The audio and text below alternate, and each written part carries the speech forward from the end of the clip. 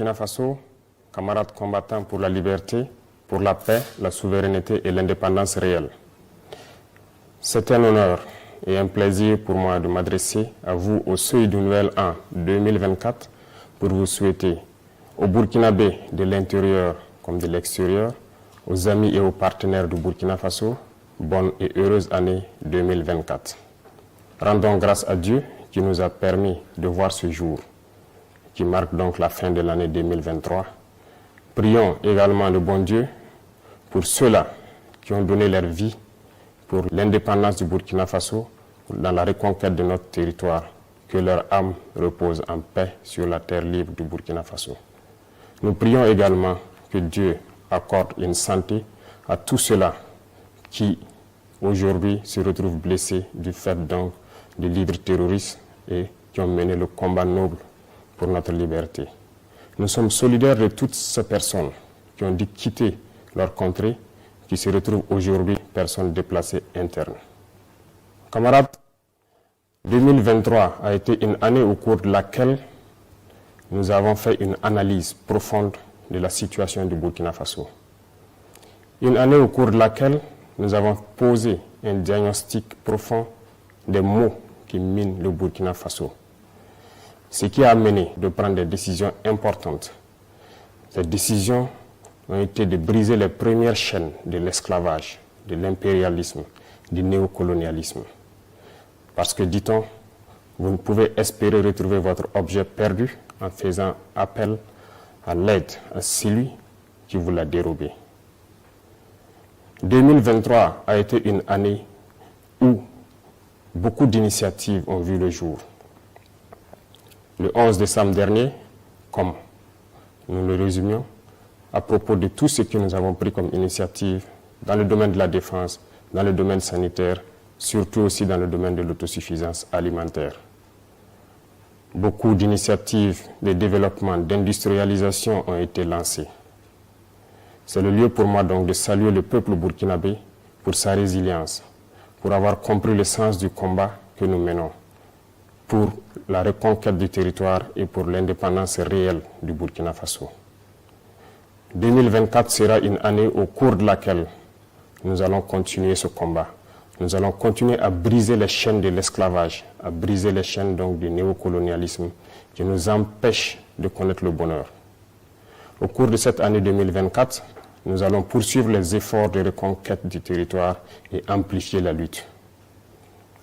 C'est pour cela que du côté de la défense, nous verrons la création donc de la première brigade de combat que nous avons dénommée, donc la brigade spéciale et d'intervention rapide qui regroupera les différents bataillons d'intervention rapide, un groupement de forces spéciales et un groupement spécifique. Cela, c'est toujours dans le sens de la réorganisation de notre armée, de sa réarticulation, de la relocalisation des différentes forces en mesure de faire face. Un plan d'équipement stratégique et un plan de réorganisation des différentes forces a vu le jour en 2023. Cela va se concrétiser en 2024 par l'arrivée donc de nouveaux moyens lourds de protection et d'augmentation donc de la puissance de feu des unités combattantes. En plus donc de ce volet, il faut savoir que 2024 sera aussi une année de défis, parce que nous nous sommes fixés des objectifs sur le domaine donc de la reconquête et aussi donc le retour des différents PDI dans leur localité et leur sécurisation. Au cours de l'année 2023, comme je vous le disais, beaucoup d'initiatives ont été entamées. Et en 2024, nous devrons pouvoir approfondir et mettre réellement en œuvre tout ce que nous avons entamé. Notamment l'initiative présidentielle pour l'autosuffisance alimentaire et aussi l'offensive agro-pastorale du ministère de l'Agriculture qui a été lancée dernièrement. La campagne sèche est en cours dans toutes ces deux initiatives pour que nous puissions, au cours de l'année 2024, atteindre aux besoins, s'approcher de l'autosuffisance alimentaire. C'est un défi pour nous et j'invite donc le peuple burkinabé à s'approprier ces initiatives et à pouvoir se lancer partout où vous êtes pour que l'État puisse aussi vous accompagner et que nous puissions relever ces défis-là. Dans le domaine de l'industrialisation et aussi donc de tout ce qui peut aller dans le sens d'apporter un plus à tous ces vaillants commerçants qui font de leur mieux pour desservir les différentes localités du Burkina Faso. Beaucoup d'initiatives seront prises dans ce sens. L'APEC est déjà lancée, qui nous permettra d'avoir un certain nombre d'usines, mais beaucoup d'initiatives sont à venir au cours de l'année 2024. Au cours de l'année 2024, nous allons encore demander au peuple burkinabé de pouvoir s'approprier l'initiative présidentielle pour le développement communautaire. Ce, après analyse donc de la situation sanitaire, comme nous l'avons dit le 11 décembre dernier, il faut que nous puissions reconstruire nos villes et pouvoir assainir.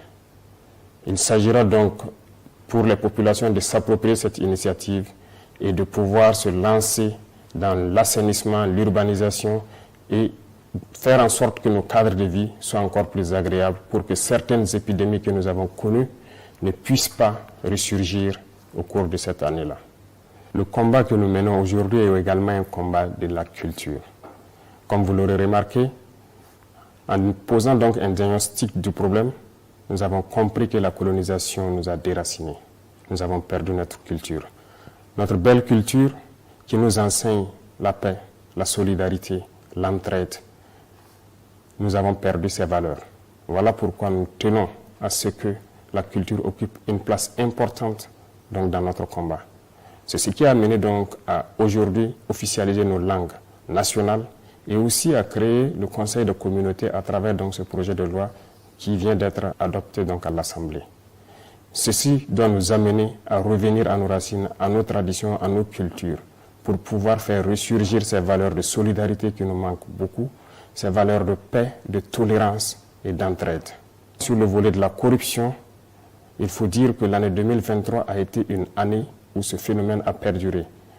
Pour 2024, nous comptons donc lancer la machine de la lutte contre la corruption.